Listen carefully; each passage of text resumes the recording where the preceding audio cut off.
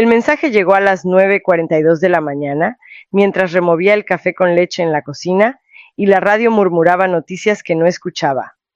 Era de Almendra, solo decía 80.000 euros.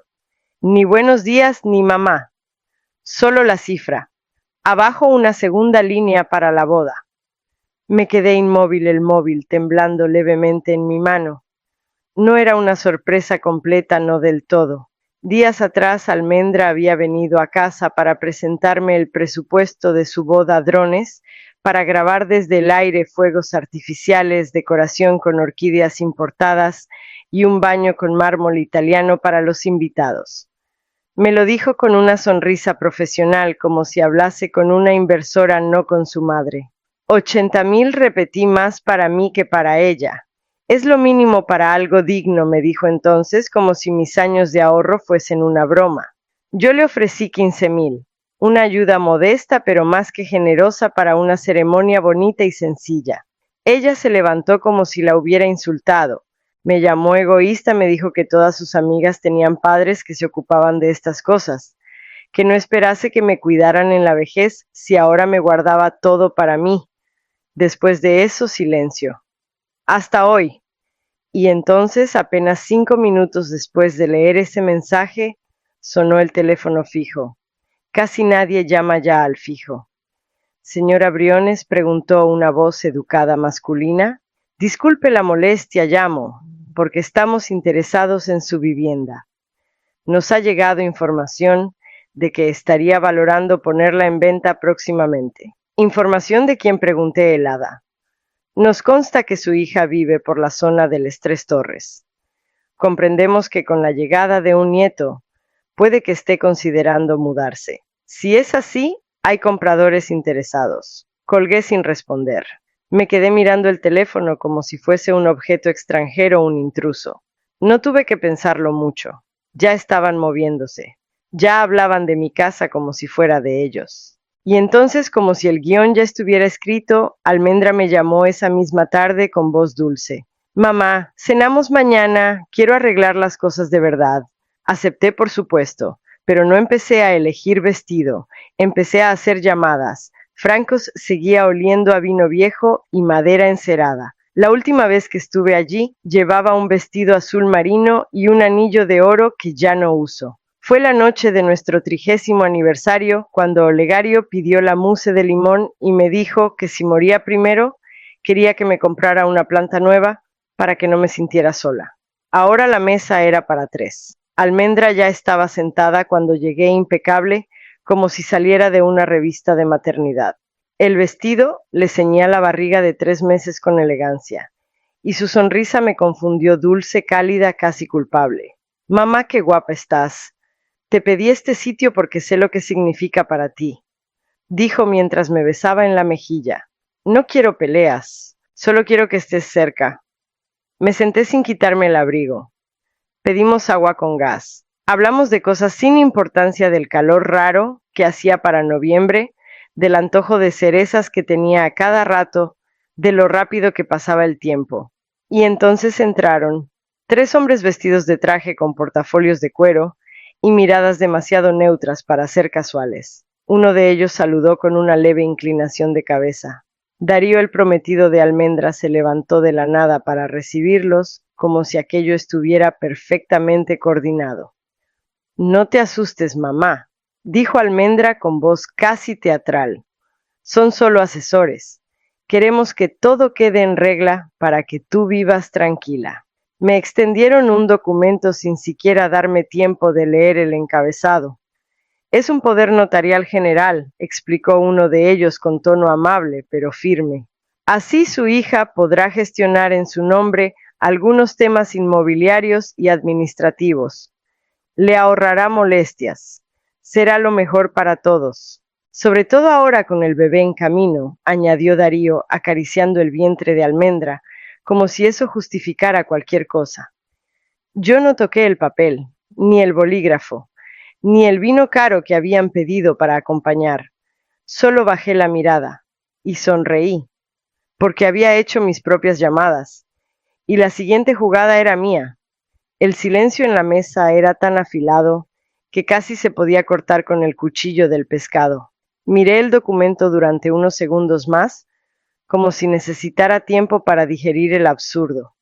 No lo voy a firmar, dije finalmente sin alzar la voz. Almendra dejó el tenedor sobre el plato, con un gesto elegante pero brutal. Su sonrisa desapareció y en su lugar apareció esa mirada suya helada, la misma que usaba de niña, cuando no conseguía lo que quería. Pero ahora era adulta, y mucho más peligrosa. Entonces no conocerás a tu nieta, soltó sin dramatismos, sin gritar como si fuera una cláusula más del contrato. No pestañeé, no le di el gusto de temblar. La miré como quien observa una grieta en la pared que antes no estaba, pero que siempre estuvo ahí. Darío tomó la palabra en ese momento con la falsa cortesía de quien cree estar ganando. No se trata solo del bebé, señora Briones. Ya hemos consultado con profesionales sobre la posibilidad de incompetencia legal por edad. Es un proceso sencillo. Solo es cuestión de demostrar que usted no está en condiciones de tomar decisiones complejas. Por tener 67 años, pregunté conteniendo la risa. Por actuar contra su propio bienestar, dijo otro de los hombres sin mirar directamente. No era personal, era negocio. Incliné la cabeza y fingí pensarlo. Jugué con la servilleta como si me sintiera perdida, como si por dentro se me estuviera cayendo el mundo. Les di exactamente lo que esperaban, una madre acorralada, una anciana confundida, una mujer sola. Entonces abrí el bolso, muy despacio. Saqué el móvil, lo desbloqueé con calma. Creo que antes de firmar, alguien quiere decir unas palabras. La mirada de Almendra se tensó. Un tic en la comisura del ojo la traicionó. Marqué el número que había memorizado días antes. La voz que respondió al otro lado era firme, clara, y estaba esperando mi señal. Solo dije, ahora, adelante.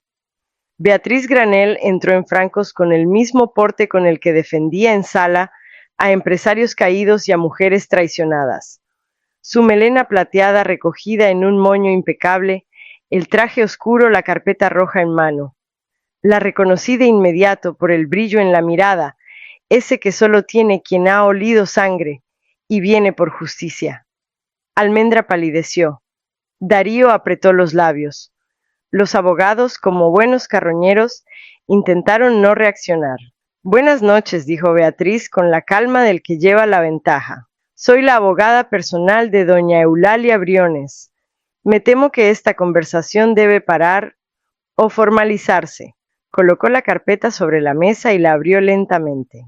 Dejó ver la primera hoja, un informe completo, sellado con varias fotografías. Aquí están las pruebas de que el señor Darío Quintana ha realizado investigaciones no autorizadas sobre la propiedad y vida personal de mi clienta. Empezó. Fotografías tomadas a su vivienda, llamadas al portero del edificio, preguntando por horarios e incluso visitas a agencias inmobiliarias, fingiendo ser representante legal. Darío intentó intervenir, pero Beatriz levantó un dedo sin levantar la voz. No he terminado. También tenemos registros de llamadas en las que usted consulta la viabilidad de poner a nombre de su futura esposa una propiedad ajena, alegando demencia incipiente en la propietaria. Todo esto antes siquiera de haber solicitado una evaluación médica. La cara de los tres asesores se transformó. Uno de ellos se secó la frente con la servilleta. Otro buscó con la mirada la salida. Almendra permanecía en silencio. No la miré. No quería verla aún. Beatriz siguió hablando. Además, mi clienta tiene testigos que la han visto lúcida, activa y en control total de sus asuntos. Entre ellos su médica de cabecera y su notario, quienes estarán encantados de testificar si alguno de ustedes decide proceder con la demanda que estaban sugiriendo. Deslicé mi copa de agua hacia mí. Di un sorbo. Respiré hondo. La escena había cambiado por completo. Y aún no habían visto lo que venía después. El silencio que siguió fue espeso como si el aire se hubiera detenido a medio camino. Beatriz sacó un segundo juego de documentos de su carpeta, esta vez más grueso, encuadernado con esmero, y sellado por un notario. Esto dijo colocándolo con firmeza sobre la mesa. Es un fideicomiso irrevocable, firmado y legalizado hace exactamente 5 días. Aquí se especifica que todos los bienes de doña Eulalia Briones, su casa, cuentas bancarias, pólizas de seguro y activos de inversión han sido transferidos a este instrumento. Almendra frunció el ceño. ¿Qué significa eso? Beatriz sonrió sin rastro de amabilidad. Que ninguno de ustedes podrá tocar un solo euro, ni ahora ni después. Los únicos beneficiarios son los nietos de doña Eulalia, incluidos los que estén por nacer como su futura hija, añadió mirando directamente el vientre de Almendra. Y el fideicomiso estipula que el acceso a esos fondos está restringido hasta que cada uno cumpla los 25 años. Darío se inclinó hacia adelante. ¿Y quién lo administra? El señor Mario Briones, respondió Beatriz con claridad. Hijo menor de doña Eulalia con residencia en Gijón y sin relación alguna con ustedes. Él fue elegido por su integridad y porque a diferencia de otros presentes, nunca pidió ni un euro. Vi como las manos de Almendra temblaban al alcanzar la servilleta. La apretó con rabia como si pudiera hacer desaparecer la noticia entre sus dedos. Esto es una broma, murmuró ella sin mirarme. No puedes hacerme esto. Soy tu hija, y tu hija tendrá su parte. Cuando tenga la edad y el juicio para cuidarla, le respondí por fin. No crié una marioneta Almendra, pero tampoco voy a financiar a una titiritera. Darío se puso de pie con brusquedad, haciendo caer la silla. ¿Y nosotros? ¿Qué se supone que hagamos ahora, Beatriz? Cerró la carpeta con calma, como si ese fuera el final del juicio. Ahora les toca decidir si quieren una boda o una batalla legal. Pero les advierto, el fideicomiso es inquebrantable. Y justo entonces recibí un mensaje que lo cambiaría todo. La voz de Darío estalló como una copa rota contra el suelo. Golpeó la mesa con la palma abierta y gritó que todo esto era un montaje, que Beatriz no era más que una farsante y que yo estaba siendo manipulada por mi otro hijo. Esto es un ataque personal, vociferó. Una traición absurda a tu propia hija. Almendra, con los ojos vidriosos, trató de encontrar consuelo en la actuación. Lloró sin lágrimas, con sollozos entrecortados, mirando a los presentes como si alguien fuese a defenderla. Pero nadie se movió, ni siquiera los abogados que ella había traído. Uno de ellos, el de gafas rectangulares, carraspeó incómodo. Beatriz se volvió hacia él con un gesto contenido pero implacable. Señores, dijo, si esta conversación continúa por ese camino, me veré obligada a presentar una denuncia formal por tentativa de fraude y abuso económico a persona mayor. Tengo pruebas de acoso, grabaciones llamadas y una declaración jurada del portero del edificio de doña Eulalia. Lo he preparado todo porque sabía que esto no era una cena, sino una emboscada. La tensión se podía cortar con un cuchillo. Darío perdió color. Almendra bajó la vista. Uno de los abogados cerró su portafolios en silencio resignado. Yo me sentía cansada, pero no derrotada. Me levanté despacio, tomé mi bolso con firmeza y le dirigí una última mirada a Almendra. No había rencor en mis palabras, solo una tristeza profunda y antigua, de esas que no se quitan con abrazos de ocasión. Si algún día quieres hablar sobre lo que significa realmente la familia, llámame, pero llámame sola. Nadie me respondió. El restaurante Francos, que una vez fue testigo de amor verdadero, hoy quedaba impregnado de silencio y amargura. Crucé la puerta sin volver la vista atrás. En el móvil el mensaje seguía abierto, era de Mario. Tan breve como poderoso. Solo decía, ha pasado lo que temías. Tenemos que hablar, ya. Han pasado varias semanas desde aquella noche en Francos, y el mundo ha comenzado a girar a otro ritmo. Más lento, más suave, sin sobresaltos ni amenazas disfrazadas de afecto. He aprendido a escuchar el silencio sin sentirme sola y a mirar hacia adelante sin necesidad de cerrar heridas a la fuerza. Fue una mañana soleada cuando conocí a Janet. Se había mudado al piso contiguo, viuda reciente, con una risa discreta y un modo pausado de hablar que me recordó a mí misma. Empezamos compartiendo saludos breves en el portal, luego cafés improvisados en su terraza, y antes de darme cuenta, estábamos paseando juntas por el parque cada tarde. Janet no preguntó de inmediato por mi historia, y por eso le fui contando a pedazos. Con ella no hacía falta explicar cada emoción. Bastaba con el gesto, con la pausa entre una frase y otra. Me escuchaba sin interrumpir y cuando reía lo hacía como si estuviera recordando algo que también le dolía. Fue ella quien me invitó a un grupo de apoyo, una especie de círculo de mujeres mayores, que como yo habían confiado en quienes no supieron cuidar de esa confianza. Escucharlas fue como verme en un espejo múltiple mismas traiciones, distintos rostros. A veces llorábamos, a veces nos reíamos con una fuerza casi violenta, como si el humor fuera la última barricada que nos quedaba. Sentí que por fin tenía voz y eco.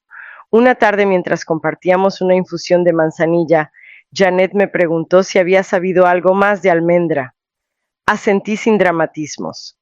Darío está siendo investigado por fraude fiscal, le dije. Y la boda fue cancelada. No hubo celebración en mis palabras, solo un cansancio antiguo, una tregua con el pasado. Janet colocó su mano sobre la mía. No dijo nada. No hacía falta, porque justo en ese instante, entre los árboles del parque y la brisa cálida de mayo, entendí que hay familias que se eligen y hogares que se reconstruyen con afecto nuevo. La llamada llegó una mañana cualquiera de esas en que el mundo parece estar en calma y uno cree que ya ha aprendido a vivir sin sobresaltos. Era Mario. Su voz tenía un tono contenido como si supiera que cada palabra debía ser medida. Mamá, ya nació. Es una niña. La llamaron Leonor. ¿Leonor? ¿Como mi madre? Como esa mujer que nos sostuvo con carácter de hierro y ternura silente. No supe si reír o llorar. Cerré los ojos y me dejé caer sobre la silla de la cocina. Janet, que me acompañaba en ese momento, me miró en silencio. Cuando colgué lo dijo sin rodeos. Es un anzuelo. Quieren que cedas. Otra vez. Tal vez tenía razón. Pero también sentí algo removiéndose en mi pecho. Algo que no tenía que ver con manipulaciones ni estrategias. Era más antiguo, más puro. Era el deseo de conocer a mi nieta, de mirar su rostro sin proyectar dolor, de tener la oportunidad de empezar algo nuevo si es que el pasado nos dejaba espacio. Esa tarde no fui al hospital, no llevé flores ni peluches. En cambio, abrí el cajón donde guardo mi vieja papelería y escribí a mano como se escriben las cosas que importan, Almendra. He sabido que has dado a luz. Enhorabuena. Leonor es un nombre hermoso y me conmueve que hayas elegido llamarla así. Quiero conocerla, pero bajo ciertas condiciones. No hablaremos de dinero, no hablaremos del pasado. Si cruzas esa línea, la visita termina. Estoy disponible para ser abuela, no para volver a ser tu víctima.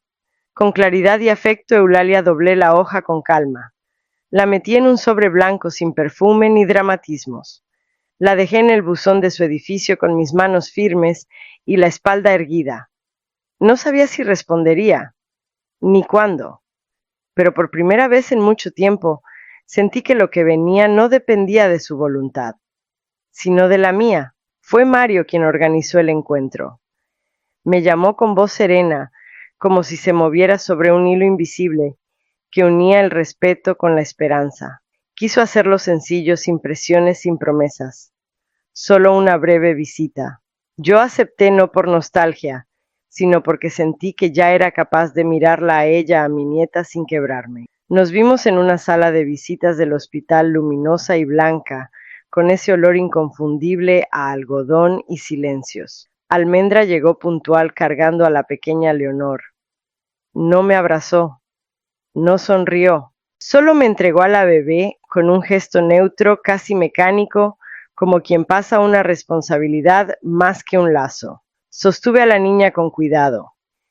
Era diminuta, tibia, con una mueca en el rostro que me recordó fugazmente a mi madre. Me senté en una esquina del sofá meciendo a la bebé en silencio, mientras Almendra permanecía de pie, observando sin decir palabra. No hubo conversación sobre el pasado, ni sobre el futuro. Solo ese instante suspendido donde no éramos madre e hija, sino dos mujeres con una historia rota entre las manos. La visita duró menos de media hora. Al despedirme besé la frente de Leonor con suavidad. No esperé palabras. Tampoco ofrecí las mías. Salí con pasos firmes y el corazón tranquilo. Esa noche al llegar a casa abrí mi diario y escribí sin temblor. Hoy he conocido a mi nieta. No me he reconciliado con mi hija. Me he reconciliado conmigo. Desde aquel día volví a mis rutinas con más claridad. Me uní con otras mujeres de mi edad con historias similares y juntas creamos un pequeño grupo de apoyo. Les hablé del fideicomiso. Las ayudé a revisar sus escrituras, a blindar sus ahorros, a entender que la maternidad no significa rendirse. No era una cruzada, era una forma de volver a nacer sin necesidad de olvidar. Y mientras compartíamos café y documentos, entendí que ser abuela no es solo un título, es una forma de proteger, sin desaparecer. Han pasado 6 meses desde aquella primera visita. El otoño ha pintado las aceras de tonos suaves, y yo camino cada día hacia el centro cívico con paso firme, como si la tierra ya no me tambaleara bajo los pies. Allí coordino un pequeño taller de defensa patrimonial para mujeres mayores, donde compartimos herramientas legales, pero también cicatrices. Nos sentamos en círculo. Algunas llegan con miedo aún fresco, con la voz temblorosa, otras con rabia contenida, y unas pocas las que más me conmueven con la risa rota.